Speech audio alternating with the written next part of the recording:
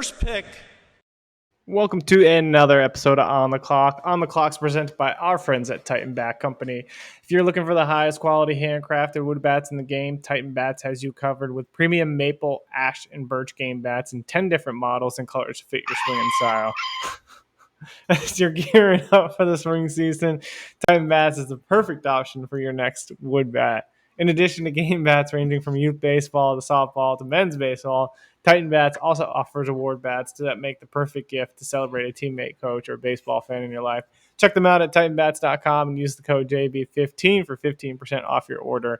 I kept it together pretty well, despite that. So I completely forgot that if you tap its head, it makes noise. So I tried to be like the Godfather, where I'm just like doing this. Yeah, I was like, what is that?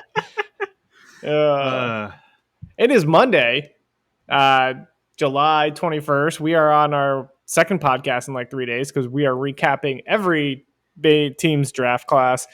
This time we're switching over to the National League. Again, be sure to like, subscribe, whatever you need to do on all the platforms, YouTube, Spotify, Apple, wherever you get your podcasts. We'll be there. National League time. Let's talk some National League. I guess we'll start like we did last time. Go through the favorite draft in the National League. Who do you got?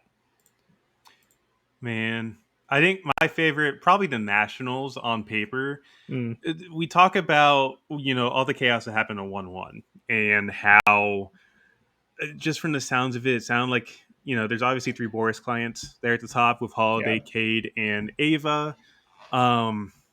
And really, it just felt like with that Boris, Rizzo connection being ousted a week before, something was kind of going to change there. And I don't know, like, part of me was still like, it might be a Boris client. They'll probably fold, like, last minute. Like, 6 o'clock rolls around. They finally decide to just, like, okay, here we go. You're 1-1, yada, yada, whoever. That didn't happen. So the Nationals taking Eli Willits. Again, I love Willits personally. I understand people are not as in on the profile because he's not got a ton of upside.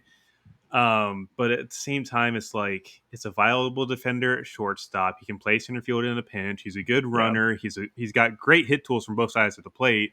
Even if the power doesn't come around, like say it's 45 power, that's still a valuable player in this class. So it really depends on how the Nationals board was in the draft room. It's not about mine. It's not about, BAs or future stars or anything like that. It's about what the Nationals had and how they viewed Eli. So, obviously not having the Boris connection there kind of led to this a little bit now that we've had more time to kind of sit on it and like ingest the information we've learned. But either which way, I still think it's a fantastic draft at the top for them.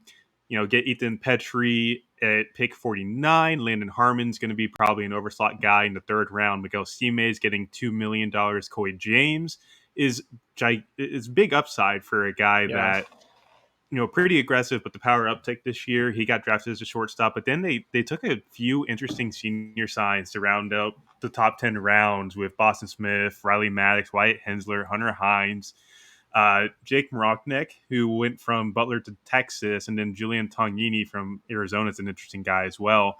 It's just a lot of like very interesting profiles to really dive into, and even farther down, like off chance that Ben Moore and Tucker Bivens signed in the 12th and 13th. Mm-hmm. Jacob Walsh in the 15th is really good value if you get him to sign. Bryce Polinaro's already said he's going back to campus, but that was an interesting one to get in the 17th round. But, all in all, like the Nationals did a pretty good job of attacking upside and making the most of the money that they had available. So, I dig what the Nationals have done thus far. Would like to see how the rest of the class allocates how they allocate the money a little bit. But, all in all, like considering what was going on in the draft room, I think this is a pretty solid get for the Nationals in general. So, yeah, I agree. I mean, I think you have to be happy with it. You mentioned kind of all the senior signs. And when you look at the top 5 picks, you're going to be spending some money just based on that. And so they had to do like a big run of senior guys, but they're all guys like either we've seen or really loved.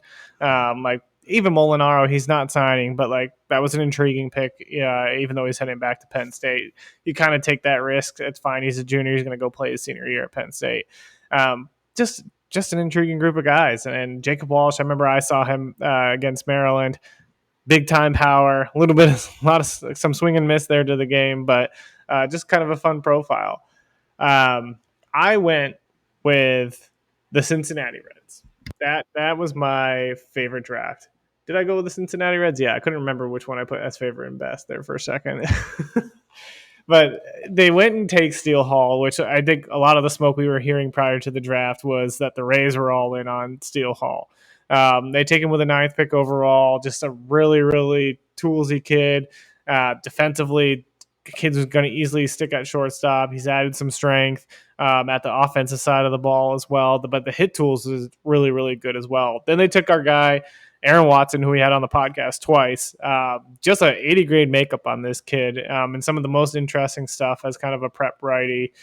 Then they go and get Mason Morris. Now, this is a guy I remember texting you during both probably the SEC tournament and then about like how electric he was. And this guy feels like he could be a guy who they'll probably try to develop as a starter, just given some of this stuff, but he could fast track as a reliever through the minor leagues, I think. I don't know if you have thoughts on Morris, but do you think they'll try to make him a starter? I have to imagine.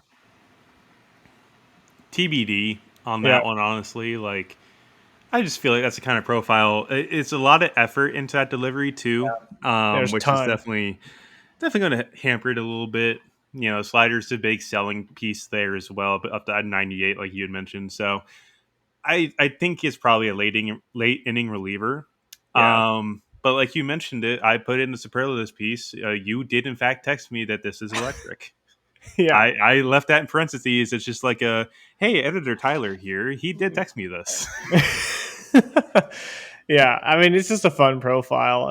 And then the guy who we had in the top 30, Mason Novell, in the fourth round, which is some great value there. And then I just love a lot of these guys they took later on, like Kyle McCoy, who I got to see out at Maryland quite a few times. Low 90s fastball, nothing super special there.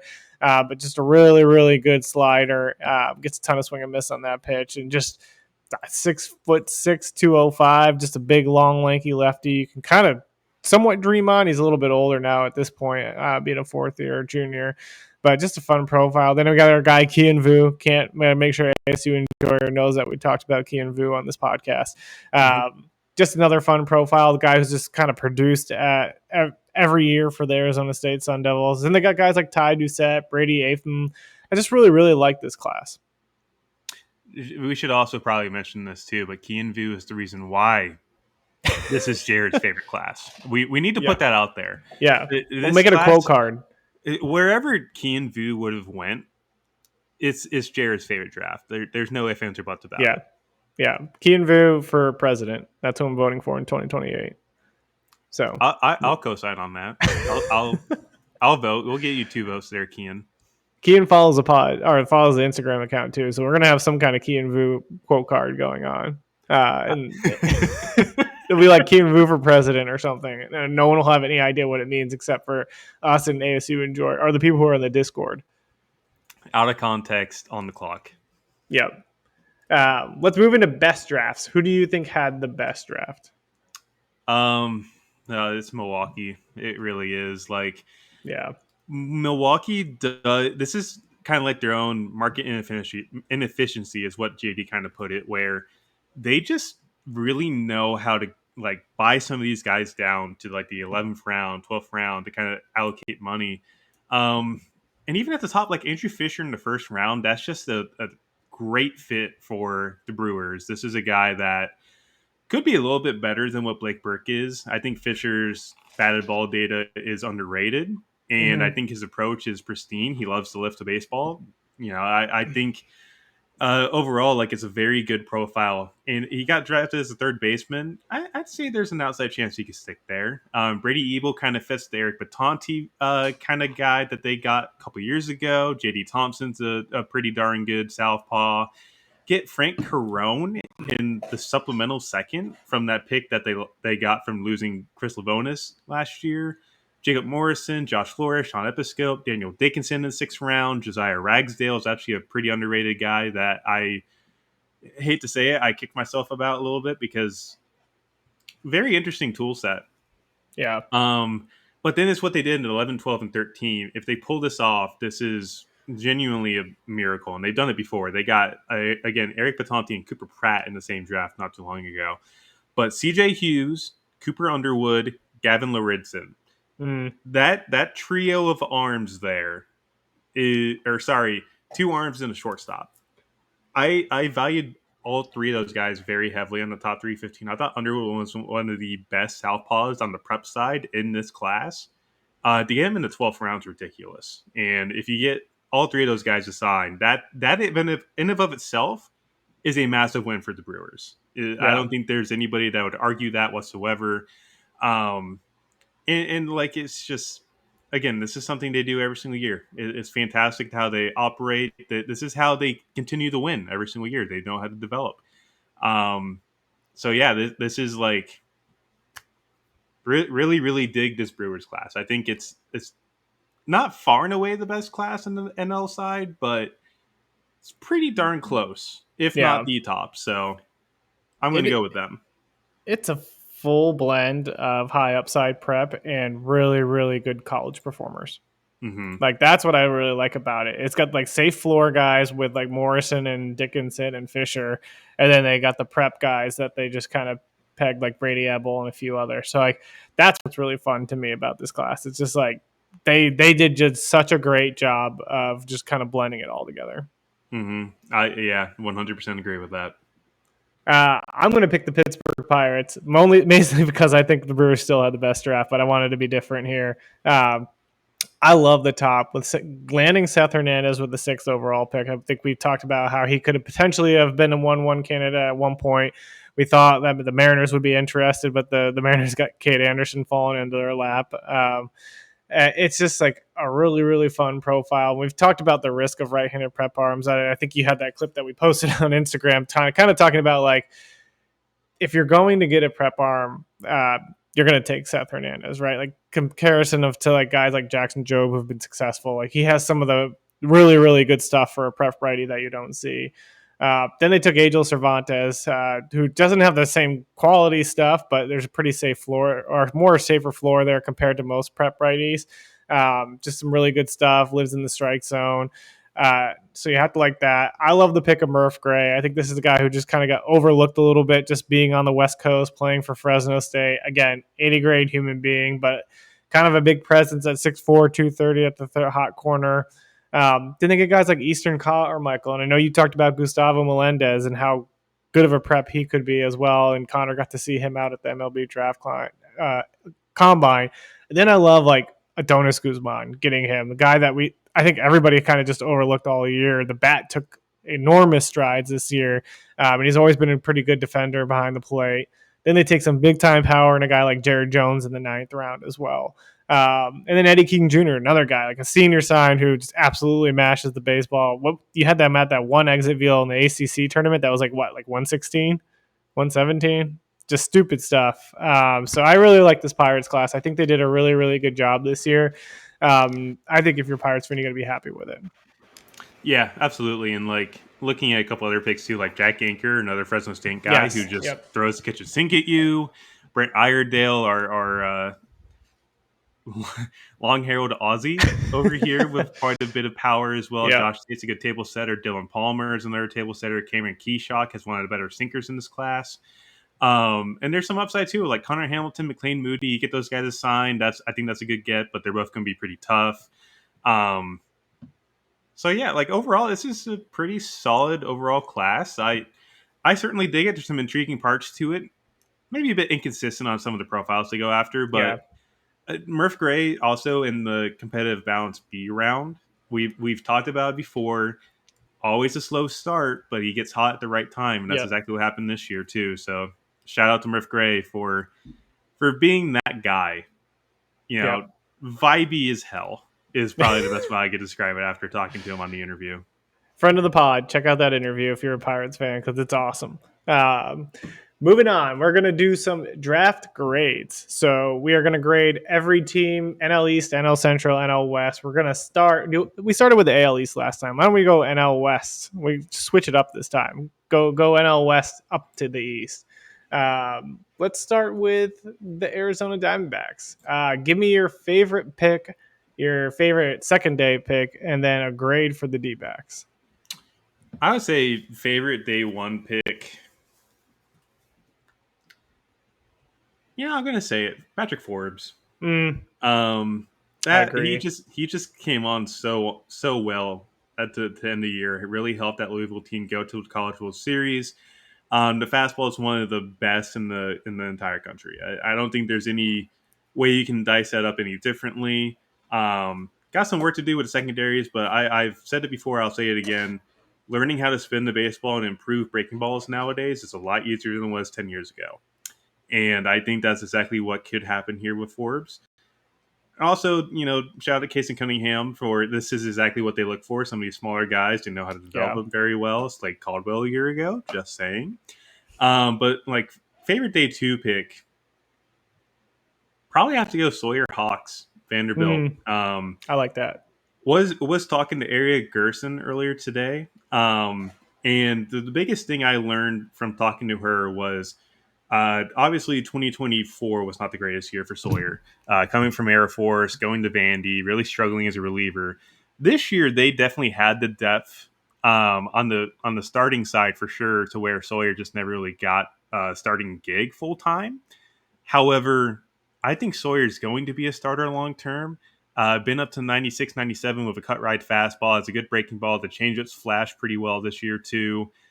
So generally speaking, I think Sawyer Hawks is going to be a quick rising guy. Mm-hmm. I think he just turned 22 as well, so he's still relatively younger than the rest of the class in terms of seniors. So you know, all in all, I think Sawyer's going to have a lot cut out for him, but I think he's going to overcome it pretty well. He's already done a good job doing that at Vandy. But overall, I think this draft class probably deserves like a B. Again, I like the Casey Cunningham and Patrick Forbes pull. I think Brian Curley is probably just a late inning reliever. Dean Livingston's an interesting profile, tons of arm speed. Nathan Hall is kind of a valuable Carolina guy. And getting Luke Dotson in the 11th, I heard he signed for 500K today. So that's a very interesting left-handed guy that was going to go to Texas and has a really, really interesting fastball where it's just 20 inches of carry, very little horizontal. It's more of a cutty fastball. It's pretty fun, honestly, looking into it. But yeah, overall, like Arizona did a pretty good job. I'm interested to see how the rest of the money is allocated here. Yeah. Again, we're still like a week from signing deadline. It's like I think it's July 28th at 5 p.m. If not 6 p.m. It's one of those two times. Uh, so we still got a bit before everyone has to be signed. So Yeah. No, I like that. The only thing I'll add is that I was hoping if the Royals were going to go premier college arm that was being rumored, that Forbes would be that guy. Just because I think that's a team that could really develop him well. But good on the Diamondbacks for getting him there at pick 29. Moving on to the Colorado Rockies. The guys who landed Ethan Holiday. Give me your favorite pick on day one, favorite day two pick. favorite day one pick, probably Ethan Hedges. To be honest, Mm, I don't want to like stay in line with like the Ethan Holidays or the JB Middletons here, but I think Ethan Hedges was kind of an unsung prospect a little bit in some ways. Like I probably should have bumped him up a lot higher. He was a two-way guy, had some innings as an arm as a reliever, but really just wasn't going to stick that way. So here we are. He's drafted as a third baseman. Pretty good bat the ball, good power, and like all around like average tools, which isn't a bad thing. Like, think of guys in the past that have kind of been that similar pathway, like Tyler McDonough from NC State a few years ago. He was another guy that kind of stood out for his all around averageness, but I think he's in AAA right now. So, like, there's a pathway for some of these cats to get up there. Favorite pick on day two, Matthew Klein from mm, Louisville. Again, sticking with the ACC, it's like Klein, if he wasn't injured this year, is probably a top 5 round pick. He did break his wrist and came back in the ACC tournament, I do believe. If not, it was regional play. But very interesting. He's very pull side heavy, has some good power.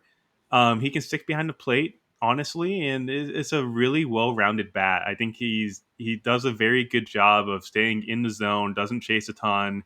It's a very interesting profile to kind of dive into there. But all in all, this draft is really confusing for me a little bit. Max Bellew in the competitive balance beat.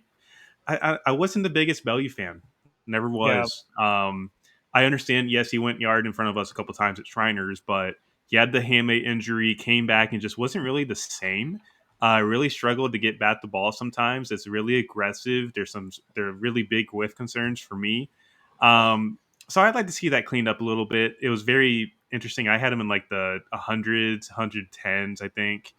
And then Cameron Nelson drafted as an outfielder in the fifth round. That was one that really shocked me. I was not expecting that. And personally, I had Nelson written up as a left-handed pitcher because he had Mm. done that before, and he's very loose and athletic. But that was one that really puzzled me because I wasn't really anticipating a fifth round grab on him. But like Antoine Jean, Tanner Thacker, good gets. Austin Newton's an interesting guy. Zach Harris is good. Um, Probably a C minus. Like it again. There's just some picks that really confuse me here. Yeah. Um, but like all in all, like you get Ethan Holiday at 4. I think that's a very good get. JV Militon's a really solid arm. And there's some interesting guys littered in there as well. It's just there's some weird fits in here that might drive me a little insane later down the line. I'll be happy to be wrong. Don't get me wrong here. Yeah. But it's just like again, the Bellew and Nelson picks are just very odd to me. Hmm. Um, so I just can't really go any higher than a C at this point. But hey, if we look back on this draft in 2 years from now and they're all doing very well, I'll eat my words. They'll do well in the minors, and then they get to the big leagues, and then the Rockies will forget how to develop them. Sorry, Rockies fans, not to kick you while you're down. No comment. Yeah. Uh, the only thing I was going to mention is like Tanner Thack out of UNC Wilmington. Got to see him this year. Really struggled with off speed pitches, but hey, hits a fastball very, very far. So there is that to the profile. First base only, but I mean, he put up gaudy home run numbers the year before this year. They took a dip back this year, but kind of interested to see what he does. Maybe he could be a first base option down the line, but just an interesting guy. I did not know he was the great nephew of Hall of Famer Catfish Hunter. So that's fun news for me. Yeah, surprise. Yeah, interesting stuff. Moving on to the Dodgers. This is a team that could be considered the best NL draft, but give me what you got for favorite pick against for the Dodgers and favorite second day pick. Sorry. Favorite day one pick has to be Davalon, honestly. Like, they did double dip and go back to back Razorbacks with Zach Root and Davalon. And Cam Leiter's very intriguing as well. Given the injury history, though, it's kind of tough for me to say I love him, but this is definitely Yeah. a great fit for him once he's back up and healthy. But like Davalon is so intriguing as a draft eligible sophomore. He's very compact, 5'9", 190. Can play second base, center, or not center field, but like a corner outfield spot. Hmm. And I know people are going to dog him about the play he made in the College World Series where he couldn't see the ball and misread it. But, at the end of the day, first off, we all make mistakes. Secondly, that Yeah. was not the worst play of that inning. So watch it, people. Um, However, like you go from Florida Gulf Coast to Arkansas, you really blow up in SEC play. He's a really dynamic athlete, in my opinion. Canadian guy, really good hit tool and sneaky good power from the left side as well. So like it's not a bad profile whatsoever, and it's very intriguing to me that being in the system that he's in now with the Dodgers, there's a high likelihood that he turns into something pretty valuable. So he's Yeah. my favorite day one pick. Favorite day two pick, Mason Legenza in the sixth round, man. I had a feeling you were going to go that way. Yeah, Legenza, for what it's worth, we had him just outside the top 100. I'm pretty sure. Like, Hmm. it's a unique profile. It's very long, very lanky, very projectable. He's got some stuff to work out with his lower half. I think he really doesn't use it enough, but heavy barrel, stays in the zone for a long time, has pretty good power. It's not a ton of swing and miss. It's a very unique profile for a guy from the Northeast. So like, I think Legenza personally, like I said, just outside the top 100, he could have gone a lot higher than this. Um, but really, all in all, like getting him in the 6th round, this is great value for them. They're gonna more than likely sign him out of his pick commitment. So like I really dig that pick in general. But overall, as the class, like they've got some intriguing arms as well later in the draft, like Dylan Tate, Logan Lunsford, Robbie Hmm. Porco, Sam Horn in the 17th. If you sign Sam Horn, That's that's a fun fun. class. Yeah. Um, but like overall, like the Dodgers did the Dodgers thing again. Like Yeah. there's no other way to put it. Like you look at some of these mid round picks too, like Landon Vidorek, monster power, monster speed. Davian Hickson, very intriguing metrics, probably a reliever, but you sign him out of a Mississippi State commitment. You get Legenza. Mason Estrada is going to come up with acronyms to describe his pitches in aerospace engineering terms. Um, and like Jack O'Connor was a very highly touted prospect as a freshman that, Yeah. just battled a bunch of injuries over the past couple years. So again, this is the Dodgers kind of dipping into a profile where they go after guys that are injured and are going to make the most of them. Cam Hmm. Leiter fits that bill a little bit. Jack O'Connor probably going to fit the same bill as well. So for me, I'd get the Dodgers an A. They again, this is just a classic Dodgers draft. So Yeah. My curious case is, will they sign Shane Brenham out of Canada? 20th rounder. I no feel like idea. it's going to be hard, but he's a Michigan commit. But he was throwing up some kind of interesting spin rates in the MLB Draft League. Just looked very good. There's a lot of scouts out there to see him, so I'll be curious if they save enough money that they can kind of get him to come as well, because then that makes it a really fun draft class. Um, Yes, it does. Moving on to San Diego, the Cruz Schoolcraft San Diego Padres. What do you got on San Diego? A pretty unique and interesting draft in general. If there is a pick that I love in general of this whole class, Carrington Cross, 7th round. He is not only my favorite pick, but the favorite second day pick as well. Carrington was the Big 12 Player of the Year. And the thing that I really enjoyed with Carrington when I watched this film was the pull side prowess with his approach. He doesn't chase a ton. He likes to lift the ball in the air pull side. That's very valuable in this day of age because I like the sound of my own voice. I'm going to say it again. The pulled fly ball is one of the most, if not the most valuable batted ball event in all of baseball. Um, so yeah, that's where I'm at with him, and he's also a really good defender at third base. It's kind of like a Ben Williamson kind of profile, except probably a Mm, little bit better than what Williamson was coming out of the draft offensively, anyways. Um, so yeah, he's far and away probably my favorite guy in this draft class. But even looking farther past that, like Truett Madonna was a late guy coming up from Washington that they sound very excited to take at this point. Ty Harvey's a pretty solid get in the 5th round. Michael Selena, I understand he was injured this year, yeah. but still touched at 102. Ryan Weidman, the chase race scared the ever loving hell out of me with him, but power, speed, it's there. You can play center field. Cruz Schoolcraft could be an interesting guy. Um, really interested to see how the Padres kind of move forward with this class because they do have a tendency of trading some of these newly drafted guys for major league talent. So I'm interested to see what happens there. But overall, like again, the Padres took another prep in the 1st round. This is a classic Padres draft. Probably go with B on this one.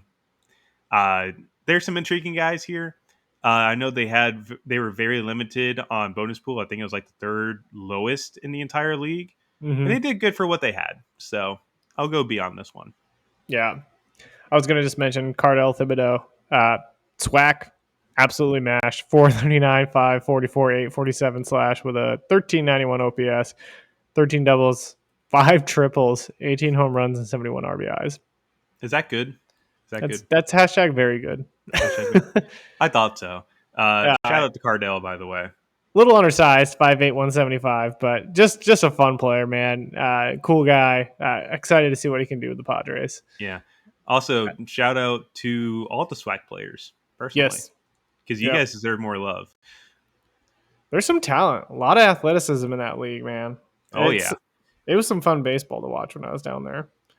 Um, This is where I'm glad USA does the invite the SWAC guys to the collegiate national team, because then you get to see some of these athletes there. yeah, And it's pretty unique. I'm not gonna lie, it's pretty unique. yeah. See how they compete against some of the best. It's cool. Yeah.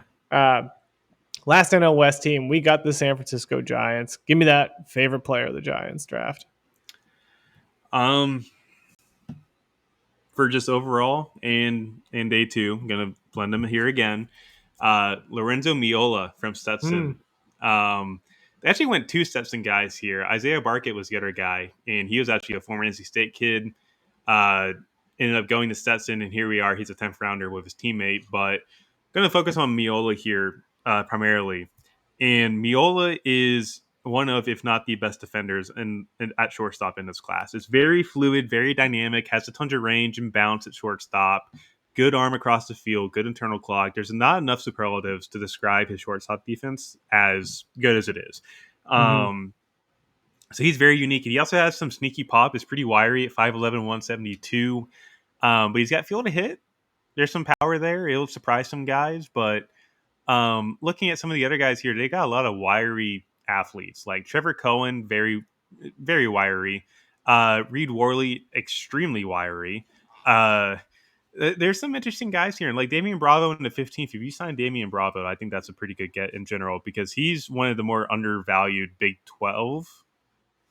Yeah, they're Yeah. Big 12 players in this class. So like, yeah, I dig what the Giants did here, and I do like the Gavin Keelan pick, and I will give kudos for us that being the only other pick we got right in this draft class on the mock draft. But Whoops. um, hey, at the end of the day, I'm just glad I got one right.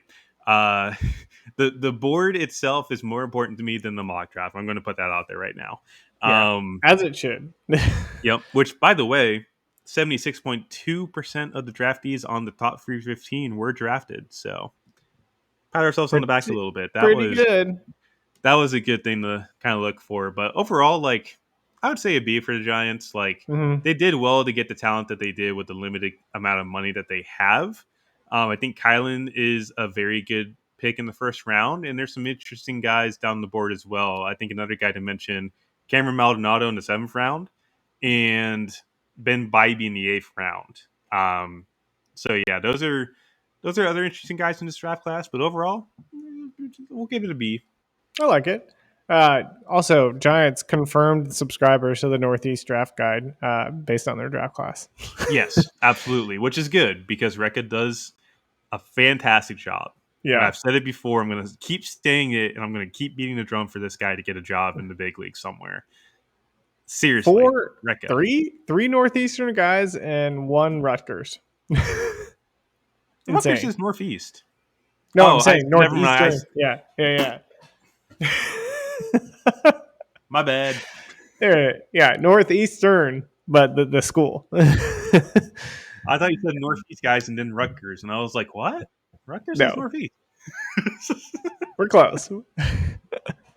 Moving on to the Cubs to save Tyler. All right, give me your favorite pick from the Chicago Cubs. We're going to the NL Central too. Sorry, folks, should mention that we're on the NL Central now. Hey guys, we're on the NL Central.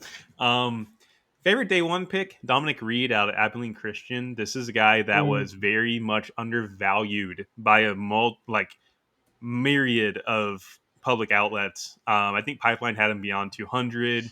Uh, Shout out Joe Doyle for getting me on this cat because he's actually really good. We had him. I think I had him somewhere in like the 120s. I think Joe may have had him a little higher. So Dom Reed in general, like, goes from Oklahoma State, goes to get a starting gig at Abilene Christian, been up to 96, 97 with like 3 different fastball shapes, has a good slider, but the bread and butter is the change up for me. And I love me a good cambio, to be honest with you. mm-hmm. So I think he's pretty projectable as well, 6'3", 201. There's a path to a big league starting job for him in the future. So I really like him. If there's a guy that really intrigues me as a day 2 pick, I would get Caleb Wing. Is pretty Mm, interesting, yeah. pretty projectable. However, I'm going to go Justin Stransky from Fresno State. So we're going to continue the Fresno State love. Um, Very unique profile. It came on pretty late throughout the cycle, but I've heard quite a few people pretty bullish on the profile. I think he's a very good defender, six behind the plate.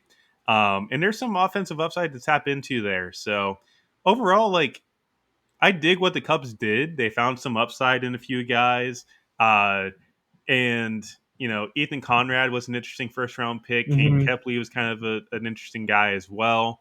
Kind of two polar opposites in terms of size, too. Like, Conrad's a massive, massive kid. And then there's Kane Kepley, who can be lifted up like the Lion King intro, like Simba. So, and then you add in like Cade Snell, Caleb Wing, Josiah Hartshorn. They gave Jake Knapp a continuation of his pro baseball career, which is Yeah, which I fantastic because I think love. Jake Knapp is a very unique story, and I do generally I'm very happy that kid won National Pitcher of the Year. He did a fantastic job this year. But overall, like B plus for this draft class. There's some interesting fits here. Um, but overall, like it's a unique draft class. We'll say that much.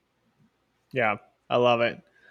Moving on to the Cincinnati Reds, we probably don't need to spend a ton of time here since we talked about them as one of the favorites. But what do you got on the Reds? What's the favorite pick for day one, day two? What's the grade? Favorite pick day one, Aaron Watson. Mm, Probably already. I don't have to say much more on that. Aaron is a great kid to talk to. Knows how to yeah, pitch. Very unique profile. So it's a high floor back end guy with, two fastballs, a sinker that he knows how to pitch with, a good sweeper, and a pretty up and coming change that people are kind of underrating a little bit. But favorite pick in general, I mean, it has to be Kian Vu, right? Like it has to be. It, Key it Moon's getting so much love on this podcast right he now. really is, and like it okay, we're going to put jokes aside here. Kian Vu is a good get for them, but I think I'm going to go with an underrated guy, Justin Henschel from Florida Mm, Gulf Coast. He blew out three starts into the year. I think it was the start against Georgia when he blew out, but before that, hadn't allowed an earned run in three starts.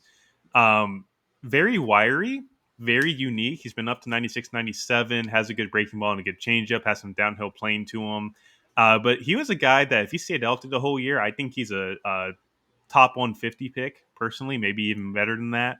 yeah, Uh, but if we just enter territory to where he blew out early, and we're taking gambles on guys that performed well even in a limited role like he did. So he's a very unique guy, and the Reds do develop arms pretty well. So he's my favorite day two pick in general. Overall, I'll go with like a on this draft class. They definitely went after the profiles they enjoy. Steele Hall and Eli Pitts are very athletic and really twitchy athletes. And then obviously Kian Vu. Like again, not even joking on this one. We're going to go ahead and say Kian Vu for president, ASU Enjoyer for vice president, and you guys have my vote for 2028. love it. Fire it up. Get it on the ballots right now. Um, Moving on to the Milwaukee Brewers, who's the favorite pick? Why is it Jacob Morrison? Who says I was going Jacob Morrison? I'm going Jacob Morrison. That's the reason why I said that. Okay, take the floor, buddy. It's all Oh no, yours. I was just kidding. But no, I love Jacob Morrison. I saw him at the Sun Belt. I know you caught him this year too. It's a really fun, safe floor profile. I mean, the start he had in the College World Series is absolutely dominant. Again, not in the championship game, but the one leading up to that was just incredible. Oh Uh, yeah. Animal on the mound, like pitches with a ton of fire. He's a competitor. I think my favorite thing that he had mentioned in the interview that we did with him is he just talked about how like he has more competitiveness than most average human beings. He's like, I'm a competitor on and off the field. And so like that mindset that he has is just awesome. He's got a great curveball, great slider, a good changeup. It's just a nice solid four pitch mix with just a nice safe floor, which you have to really like with Jacob Morrison. Um, he also said that best quote from that interview was I asked him like, "How'd you guys develop team chemistry this year?" He's like, "Well, when you win 50 plus games, it's pretty easy to have team chemistry." And I was like, "Yeah, you're not wrong." Yeah. Um, Also, just fills up the strike zone. That's another thing I've noticed with Coastal Arms this Yeah. year too. Matt Williams, assistant coach of the year for a reason. Yes. Um, he Okay, so like, yeah, he Morrison would have probably been my favorite day one pick, probably even over Fisher, to be honest. But Mm, I've already mentioned how I love both those guys. So here's my favorite pick overall from this draft class, and I've already mentioned the name before: Cooper Underwood from Alatoona High yeah. School in Georgia. Again, I loved Underwood. I thought he was going to get paid handsomely somewhere in the third to fourth round. Gets bought down to the 12th. And I would imagine he takes like 700K to get away from Georgia Tech, but he's been up to 94, 95, really projectable, has arm speed. He can land two dynamic breakers for strikes. He spins it very well. He's eclipsed 3,000 RPMs routinely already. It's just a very good mold to break down. And like, you look at what the Brewers have done in the past, when you look at guys like Bishop Letson or Bryce Meckage, uh, this is kind of their MO a little bit. Yeah. And you get him to sign out of the 12th round, stupid value. Just ridiculous what they've been able to do in terms of driving value super late in drafts. So that's my favorite pick of this draft class. Again, I'd go A plus on this one.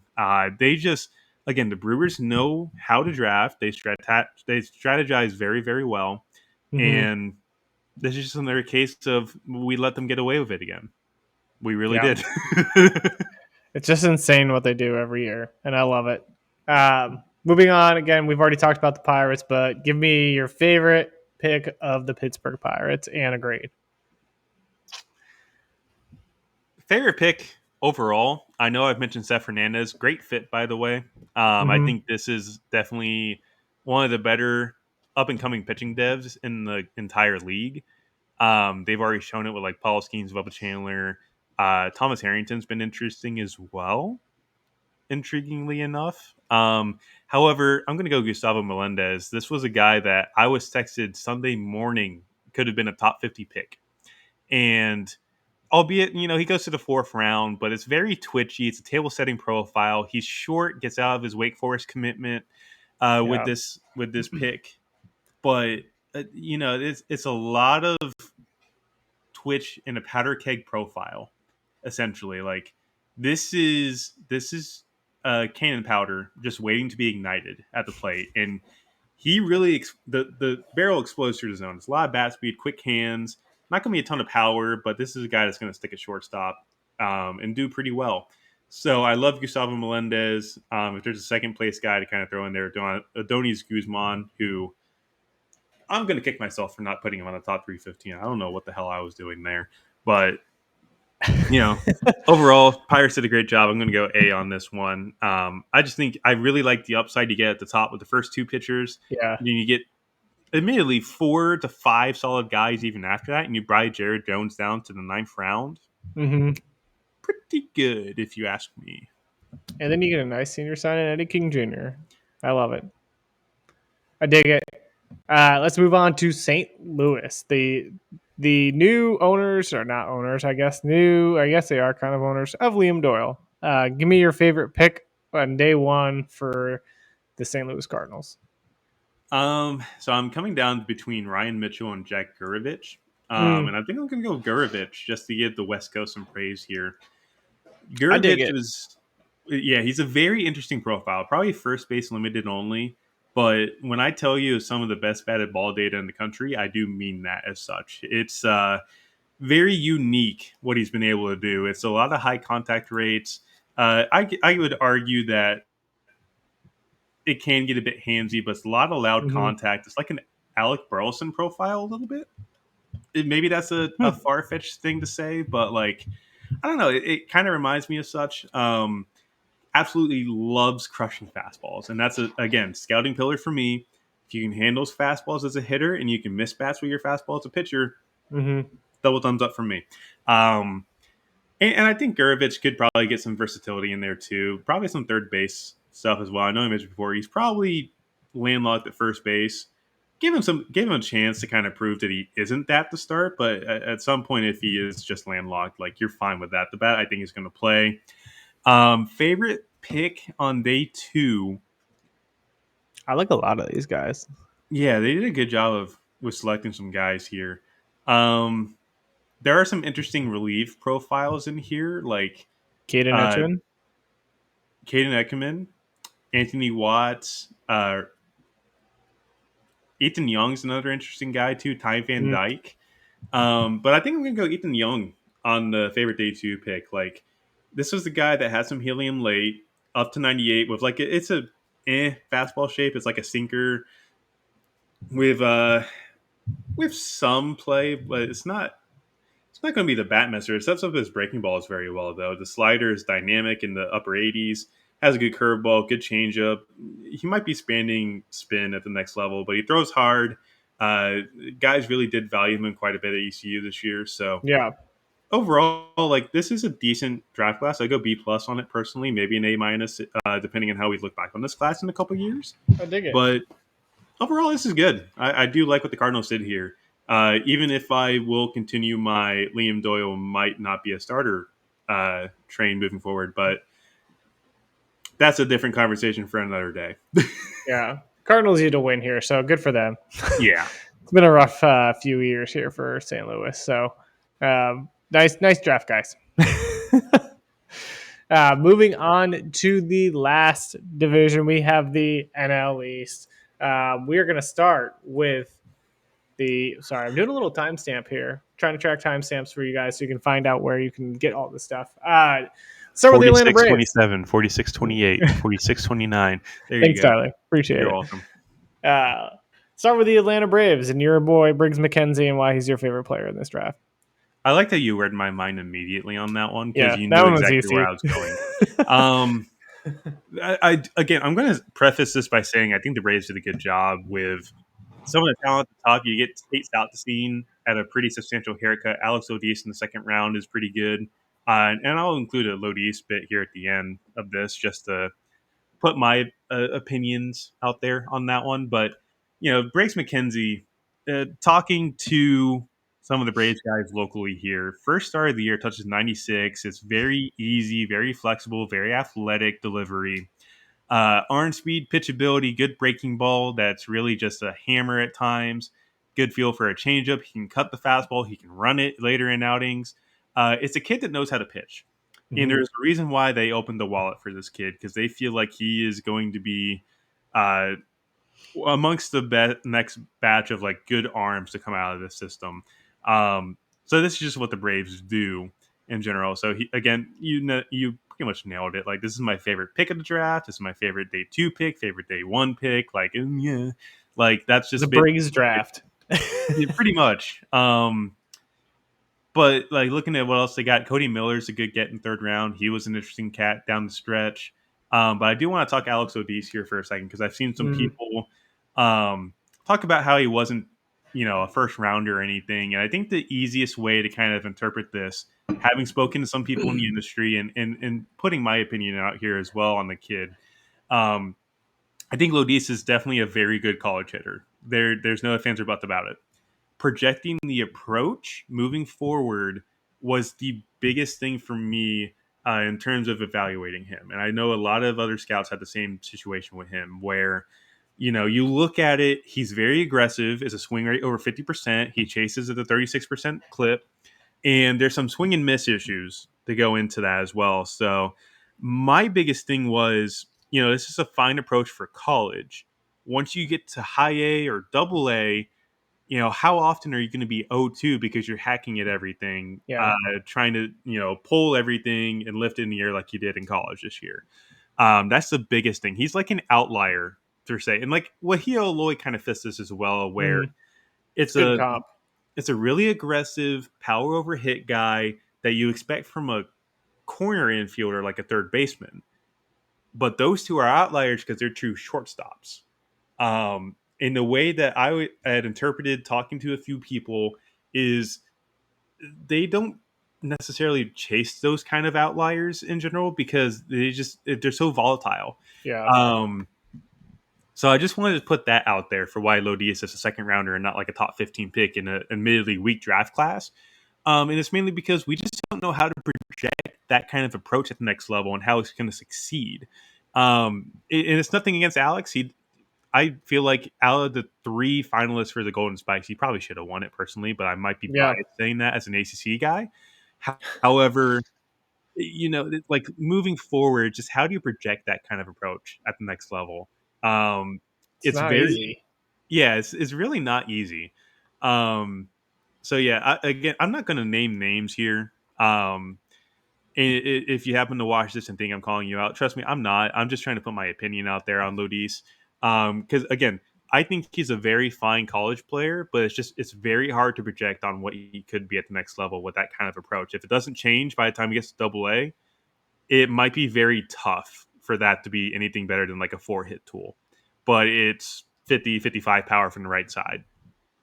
I You love know it. that's not a viable shortstop profile if that makes any Yeah. sense. But I had to get that out of the way just to give people thoughts on that one. But overall, I think the Braves did pretty good. I'd go with a B. You probably go B plus with how everything kind of shapes up in a couple years. They did good at the top. Dixon Williams is a fun little pick. Connor Essenberg as well in the 5th round. Took Jack Bauer Yard, by the way, off of 99. I hope everybody knows that because it's been I put remember on you saying that on the stream. um, but yeah, overall, like they kind of tailored to their needs. They got a lot of pitching late in this Yeah. draft. So yeah, overall, like this is a decent draft class. I dig it. Before we move on to the Marlins, I'm just going to shout out Jay Woolfolk in this draft class because I saw him a bunch at Virginia.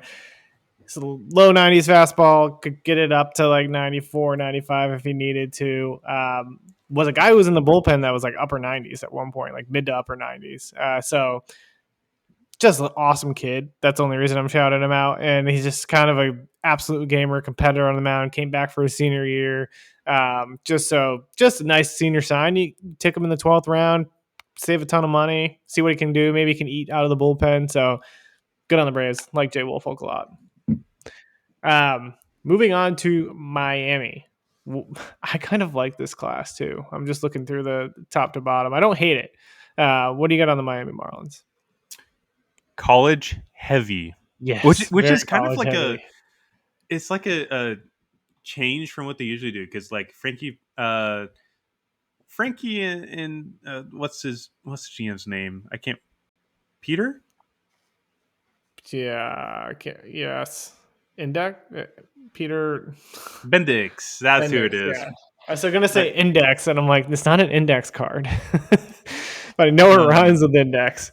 we're sorry, guys, if you watch this and we forgot your names. I really do apologize. Aaron's probably going to be texting me later after he hears this, and it's like, how can you forget those names? But I like the all college approach personally. Mm-hmm. This Not a is single prep, definitely right? yeah, not a single prep, not at all. It's nuts. College up and down the board. I think they did very good with getting Ava Arquette at 7. This was a guy that I thought could have been a top 3 draft pick to Seattle specifically. Um, but overall, like they went after some guys with intriguing stuff. I think my favorite day 1 pick probably Brandon Compton. Mm, I think it's a bat first profile. It's not anything flashy as a defender in the outfield. Probably a first baseman just to keep him in the lineup. But his raw power at the combine this year was just buzzy, yeah, and guys really did enjoy watching that show. So I think with that mix of hit and power, you can improve the swing decisions a little bit because we saw it on the Cape. They were actually pretty good on the Cape, but got back to college and they kind of regressed a bit. But overall, I think Brandon Compton's a very viable upside play here. Favorite day 2 pick, probably Jake McCutcheon from Missouri State. This is a guy that I liked him late in the cycle because it was an offensive heavy profile. He could probably play second base at the next level. I think that's how he got drafted, anyways. But mm, take him in the 10th, and McCutcheon had one of the better hard hit percentages in the entire country this year. It was something like 55% or even higher than that. There's good power in there. It's a good offensive profile with fuel to hit as well. I really dig McCutcheon in general. This is about where I expected him to go as well, too. So he is a very good get in the 10th round. I think overall, like you look at the rest of the draft class too, like Max Williams, Canarella, Farrow, Chris Arroyo, Vellini, Clemente, Emilio Barrios hmm, missed the ball like maybe 10 times this year. His hit tool is electric. Um, and some other guys too, like Wilson Weber, clobbers the ever loving hell out of the baseball, by the way. Josh Hogue, who I thought was very interesting at NC State, left handed bat. He was injured last year, came back this year, and did pretty well for him. and was one of the better veteran presences in that clubhouse this year for a very young team. So I had to give him a shout out there. But overall, like Miami did a pretty good job of what they had and how they executed this college heavy approach with some upside in a lot of these guys. So I'll go A- on this draft class. I think this is exactly what I like Miami it. needed to do. And I think they did a very good job of executing. So shout out to Peter and Frankie on this one. I got your names this time. Don't worry.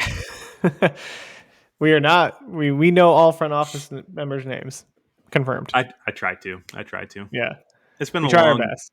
long couple months. So hey, just saying. We'll be well rested for February. Don't worry, guys. We are moving on to the New York Mets, and Tyler is going to gush about Mitch Voigt. Go.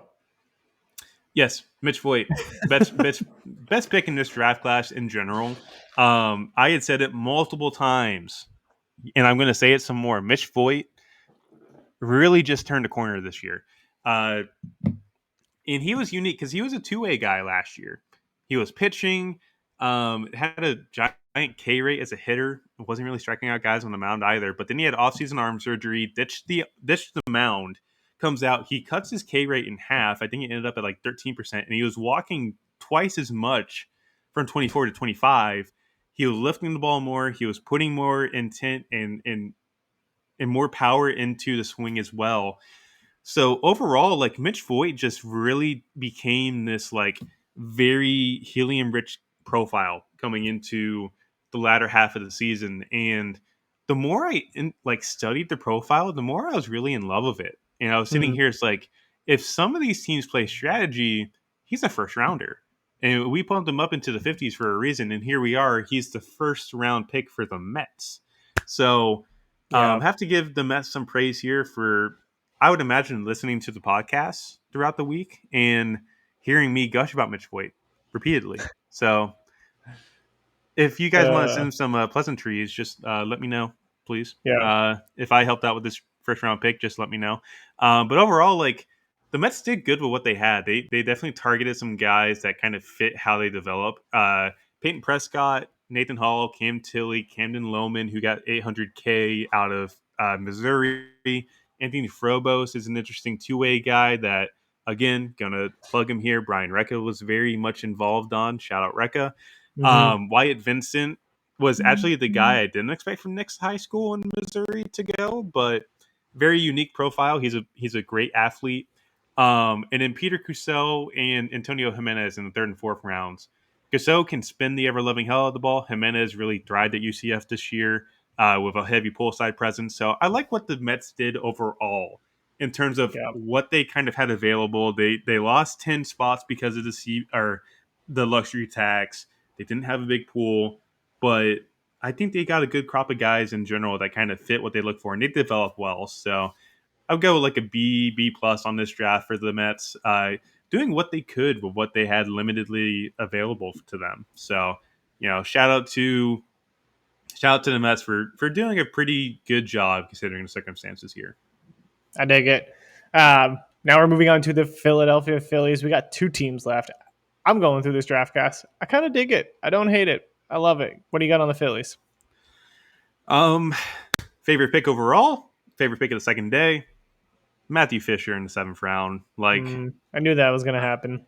dude, I think I wrote it up in the superlatives piece. Matthew Fisher kind of reminds me a little bit of Mick Gable, maybe like a less polished version Hmm. in terms of how he moves on the mound and the arm speed.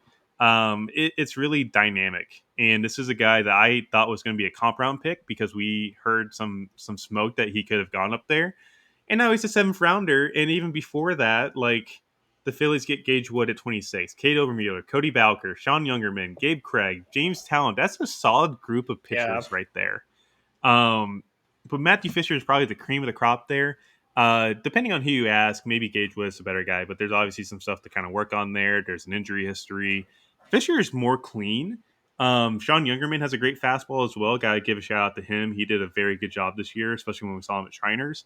But Fisher's already been up to 93, 94, hammer breaking ball, cut right shape, has feel for a for change up. Um, It can really do a masterful job with getting some upside out of that. And they really do develop well in Philly. So Yeah. uh, that was my favorite pick overall. Again, I like some of the arms that they got here. Obermueller really transformed himself. You can read a piece that I had out in April about how he kind of added more velocity, improved the command because he got stronger. Cody Balker is an interesting fastball data guy. I wasn't particularly high on the profile, but had a feeling he'd probably go a lot higher than where I had him ranked because of the fact that data darlings are a thing. They do go pretty high, and he's the guy that's going to save them some money as well. Gabe Craig is going to be in the big leagues before we know it. It might be a Ryan Kirkering 2.0. And even farther down the draft class, like Matthew Ferrara could be a good steal in the ninth round. I don't think they get Logan Schaefer to sign away in the 20th round from his Arkansas commitment, but it's a good insurance pick if Fisher doesn't sign. But I think ultimately Fisher does. I just think they save too much money in the first six picks to really not pay him his dues. So overall, again, this is like a B plus, A minus draft. I just like the group of guys that they got here, and especially on the pitching side. Like I this is a very unique set of arms, and they all kind of follow the same mold they look for, except for maybe Gabe Hmm. Craig. Like Gabe Craig's more of a sweeper over fastball type, but like very interesting regardless. Like I said, Orion Kirkering 2.0. Yeah, I dig it. We're gonna wrap up. Makes sense to wrap up with the team with the number one overall pick. We've talked about the Nats kind of at length here, but any final thoughts on the Washington Nationals draft and what's the grade? I would go probably A to A plus on this draft. Hmm. Mentioned it before. The top five picks they got was just full of upside with Eli Willits, Landon Harmon, Sime, and Coy James. I think Coy James has the most upside of all four of those high school guys, and then you throw in Ethan Petrie in the second round, where Petrie transformed himself and proved my butt wrong this year as a guy that now has fuel to hit and has plus power from the right side. It might be a first baseman. He got drafted as an outfielder. We'll see what happens there. But um, Petrie was definitely one of the first guys this year to make me eat my own words, and I really do like that. Now we can look back on it and kind of laugh about it a little bit because again, scouting is about being wrong 99% of Yeah. the time, and Tyler was again wrong about it. But again, it's a good mix of upside and some intriguing senior guys. There's some intriguing guys farther down too, like we mentioned, Jacob Walsh. If he signs in the 15th round, fantastic get. But overall, like again, this is a very good draft class. Even with all the stuff that happened at the top with the 1-1 Yeah. pick, like people are going to complain that again, Eli Willis isn't the most deserving 1-1 pick. There's not as much upside. However, 17.7 on draft day. There's bloodlines. He's probably going to be better than his dad Reggie was, where Reggie didn't hit for a home run in his collegiate, or not his collegiate career, but his major league career, if I remember Yeah. correctly. Um, so yeah, just overall, like I just think the Nationals did a very good job, especially with the week that they've had, firing Mike Rizzo, and Hmm. now going into this draft kind of fresh and looking to see what they can work on development wise moving forward. So again, A to A plus. This is a very good draft class from the Nationals. I love it. Well, we got through all 30 teams. We did it. Our grade for every single team in the MLB draft in their draft class. Tyler is a legend. Tyler, any final thoughts before we get wrapped up? Jared's a legend. Connor's a legend. Peyton's a legend. JD's a legend. Jay's a legend. Will's a legend. Am I forgetting somebody? I don't. I think I Yeah, you covered. said I Jay. think I covered Yeah. everybody on the team. Yeah. Everybody on the team's a legend. By the way, I'm just going to put And that Brian out there. Recca. Yes, Ryan is also a legend. Please, somebody sign that man to a big league development team or scouting or something. He is absolutely deserving. He does a fantastic job covering the Northeast. So if you don't know the name already, go follow him on Twitter, please, for the love of God, because subscribe to his stuff. He's going to give you the deets on every single Hmm. Northeast guy, and he does a fantastic job of covering it. So I needed to put that out there because he's just a fantastic guy to get to know as well. But other than that, like, kind of glad to put the 25 class in the rearview mirror now. Working on 26 stuff right now as well. H&U, and then obviously area codes coming up. We're working on the college and prep list as well. Top 50 to start, then we'll go to top 100, and then congeal everything into a top 200 in January or February. And then kind of just some interesting pieces as well there. So we're going to have a lot more coverage on this. We know what we need to do to kind of improve upon ourselves over the next calendar year.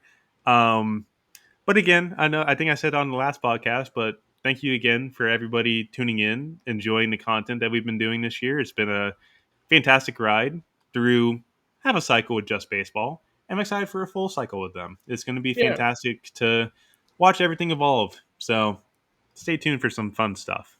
Yeah. We're probably going on a little bit of a break, at least podcast wise. So we're going to try to do at least one more interview, I think, by sometime at the end of this week, maybe drop early next week. And then we'll have a little bit of a podcast break here until August time, where we'll start kicking off, hopefully, some 2026 MLB draft interviews. Yeah, got a ton of content coming. We'll have content going on during fall ball. Like Tyler said, he'll be out at area codes this year. So it's going to be a good year. We're ready for, I guess, the 2026 season. It feels weird saying that because it's July. So, but until next time, we'll see you.